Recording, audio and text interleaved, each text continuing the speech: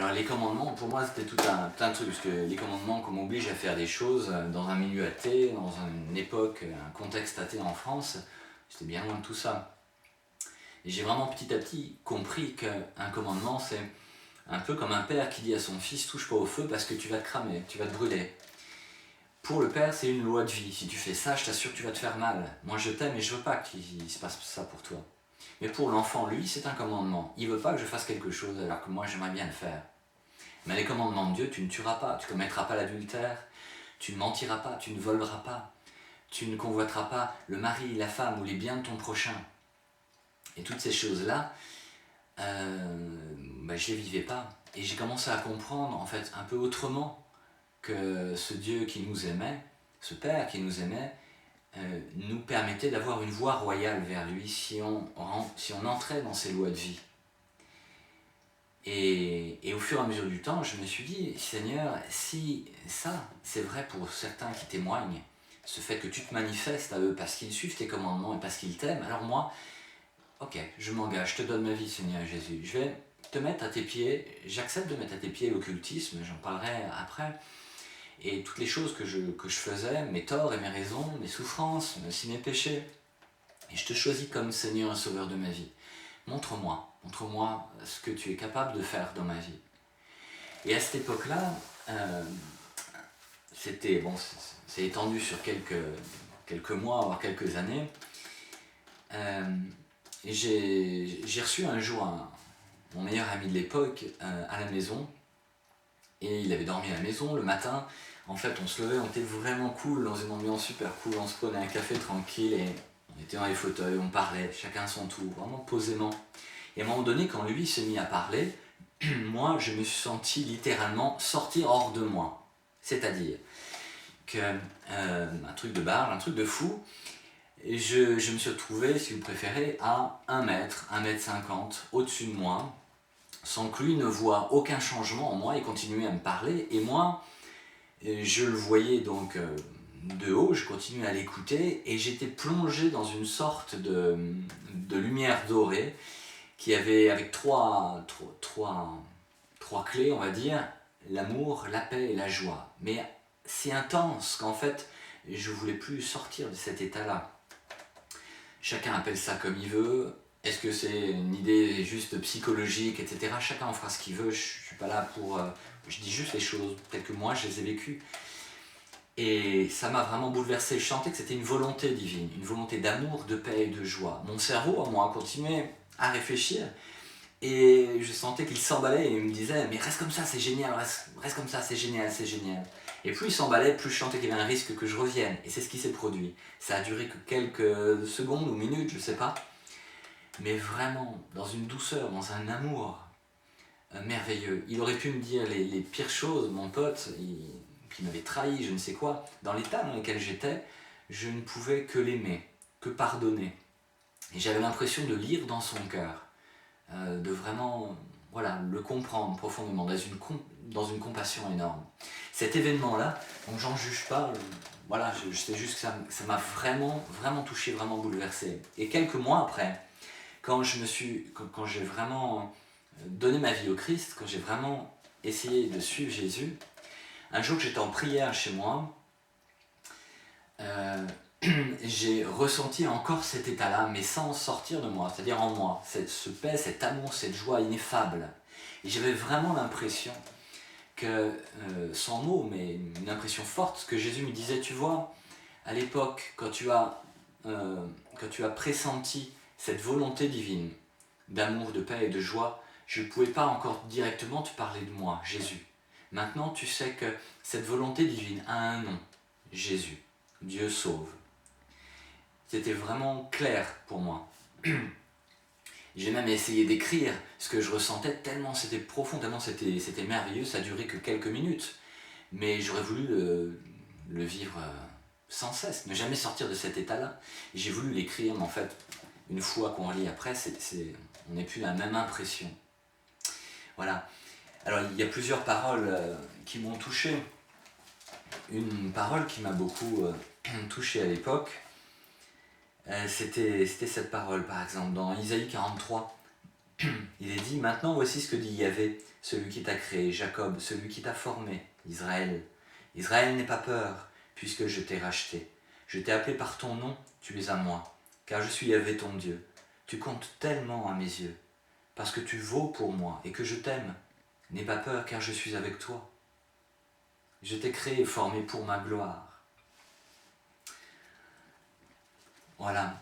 Alors, pour comprendre à l'époque, une chose qui m'a aidé aussi pour comprendre un peu ce que Jésus avait vécu sur la croix, pourquoi il était venu, pourquoi est-ce que Dieu qui est amour s'incarne, la parole de Dieu s'incarne, pour venir expliquer en fait comment obtenir un salut. Déjà, il y a vraiment un paradis, il y a vraiment un enfer, même si c'est complètement lamentable aujourd'hui. Souvent quand on entend ça, les gens se disent c'est n'importe quoi, il n'y a pas de péché, que ces choses n'existent pas, mais les prophètes, Jésus, les saints, et combien depuis 2000 ans ont eu des révélations sur un sujet très clair, malgré leur culture, leur âge différent, ils ont eu le même genre de révélations sur l'enfer, sur le paradis. Et Jésus vient verser son sang, et il s'incarne, Dieu s'incarne. C'est vraiment l'amour qui s'incarne pour nous parler avec amour, et pour nous montrer le chemin, pour être bien dans nos vies, pour être heureux, pour retrouver une intimité avec Dieu. Et pour donc nous ouvrir cette voie royale vers l'éternité. Et un jour, j'ai fait un songe une nuit qui a été important. Dans ce songe, il y avait la face du Christ, la face de Jésus, comme on la voit parfois dans les films, ou sur les documentaires, les photos, etc., où en fait il était couronné et complètement ensanglanté, mais vraiment ensanglanté. Sa face apparaissait dans ce songe que j'avais sur un mur blanc, et il me regardait avec douceur, mais avec peine. Et on voyait toute la souffrance qu'il avait.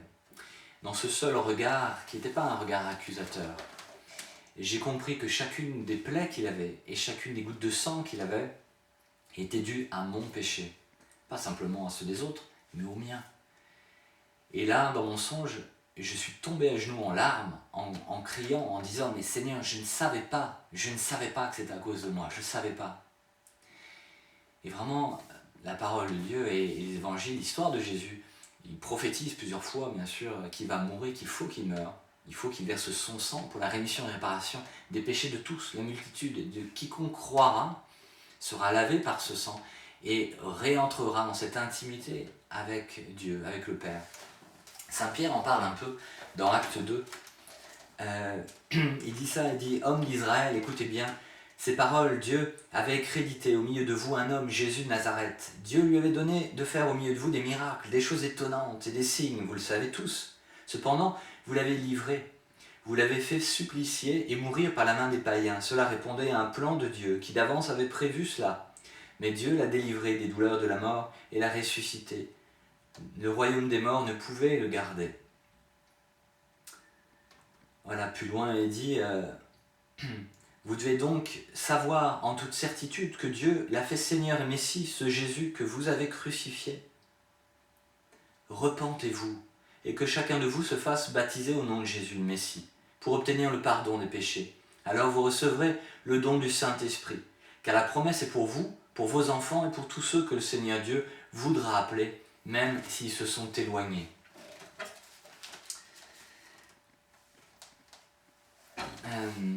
Voilà. Tout ça a vraiment fait qu'au fur et à mesure du temps, j'ai pu ressentir plus de paix dans mon cœur. Une vie qui commençait à jaillir. Quelque chose, je savais bien, comme il l'avait promis, que j'étais pas seul, je marchais pas seul. Il y avait, d'ailleurs, les gens disaient souvent, j'en parlerai, que j'avais la poisse pour tout. Et on commençait à me dire le contraire. Mais toi, c'est bizarre, tout tombe dans la main, il y a une bénédiction. Alors je dis pas qu'il n'y a pas d'épreuve sous prétexte qu'on est chrétien, mais simplement, on n'est plus seul, on les vit plus seul. Et les promesses que Jésus a faites dans l'Évangile s'accomplissent réellement. Il est vraiment ressuscité. Et à nos prières, vraiment, il nous suit petit à petit. Et ça a bouleversé ma vie, parce que c'était plus le Didier triste, sans cesse amer, qui ne pouvait plus pardonner, sans cesse dans la rancune, ou voilà, dans la recherche des plaisirs effrénés. J'ai commencé à consacrer vraiment au Seigneur mes projets, ma vie de couple, ma façon de voir les femmes, bien sûr, mais le sport, les loisirs, l'amour que j'avais de l'occultisme, toutes ces choses-là. je les ai mises au pied du Seigneur. Et petit à petit, en les consacrant, je disais vraiment, fais tomber ce qui n'est pas de toi et fais lever ce qui vient de toi.